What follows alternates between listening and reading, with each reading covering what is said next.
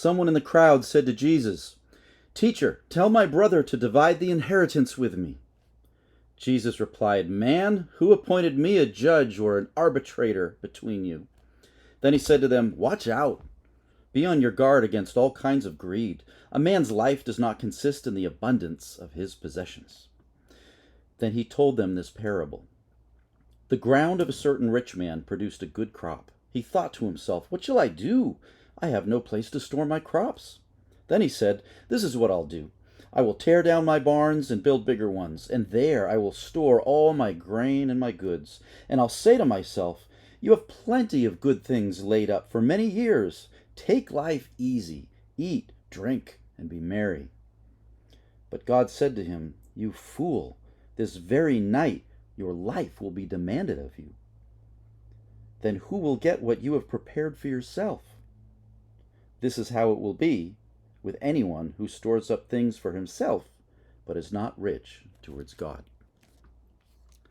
That's a reading from Luke chapter 12, which you read last week.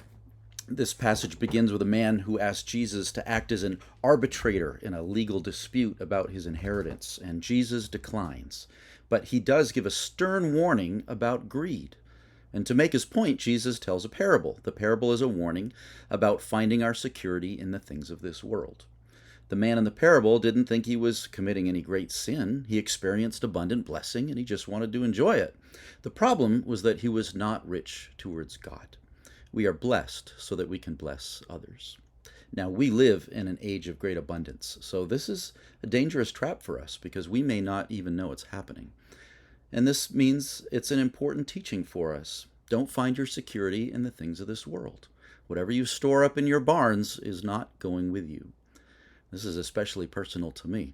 My dad died and left more than a barn full of stuff. He couldn't take it with him. I've been doing a lot of cleaning out lately, and it has me thinking about the things I own. I'm selling a lot of music equipment right now that I probably will never use again. I'm leaving this world with exactly what I brought into it, and I don't want my possessions to be a burden to others. All right, let's look ahead to Luke chapter 16 through 20. And rather than do a chapter by chapter summary, I'm just going to point you to some common themes and things to watch for in your upcoming readings. You're probably going to notice in your readings next week that Luke continues to focus on the subject of how to handle our earthly wealth. There's also a strong focus on justice, and that God will one day bring his justice for the poor and the outcast. Through this time, Jesus continues to have a very prophetic voice. And by prophetic, I don't necessarily mean predicting the future, although there's a touch of that in there. To be prophetic means to speak boldly for God, with a strong emphasis on God's mercy, but also the coming judgment. Now is not the time to sit back and revel in earthly pleasures. One day, the master of the house will return and call us all to account, so we'd best be ready, which means living in a way that honors our master's wishes. It's also worth mentioning that a lot of what you'll read in the coming chapters is unique to Luke. It's material that doesn't show up in the Gospel of Mark or Matthew or John. We've already seen some passages that are unique to Luke. So, for instance, the birth narrative about the shepherds watching their flocks by night, that only appears in Luke. The parables of the Good Samaritan and the prodigal son, those are only in Luke. And in the coming week, we have the parables of the dishonest manager, the rich man, and Lazarus in Luke chapter 16. Then there's the story of Jesus healing 10 lepers, where only one returns to give thanks for being healed. There's the parable of the unjust judge, and a parable of the Pharisee and the tax collector. All of these teachings are only found in Luke, and they highlight Luke's strong concern for earthly justice. Then we have some real-life events Luke includes, like the conversion of Zacchaeus, a tax collector who promises to give back any money he may have obtained unjustly. Again, see that same theme of money and earthly justice. All of this is leading us to the triumphal entry, a stark reminder that God's kingdom is not like other kingdoms, and Jesus is not like other kings.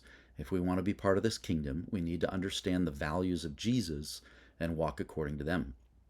Speaking of the triumphal entry, there's one more thing that's unique to Luke here. As Jesus rides into the city on a donkey, he looks out upon the city and he weeps. Much like an Old Testament prophet, his weeping is a mix of compassion and anger. Jesus laments the coming destruction of Jerusalem. And because God's people will not recognize their Messiah, God is bringing one more act of judgment upon Jerusalem. This is a prediction of the Roman siege in the year 70 AD. It's at this time the Jewish temple will be knocked to the ground. This is the end of the temple age that Jesus will describe in chapter 21, but that's the following week. Now, all this might sound rather bleak, but don't forget where Luke plans to take his readers in his sequel, the book of Acts, which we already read.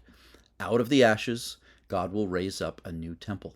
Only this time it's not a temple made of wood and stone, it's a temple made of people. Faithful followers of Jesus who are empowered by the Holy Spirit to continue the mission of Jesus on earth. These are the ones who will continue to seek justice, working and praying that God's kingdom might come on earth as it is in heaven. All right, that's it for our preview. I hope you enjoy your upcoming readings, which, by the way, all take place in that travel narrative on the road until the triumphal entry there in Luke 19 and 20. As always, if you have any questions for me, please feel free to reach out, and I will see you next week. God bless.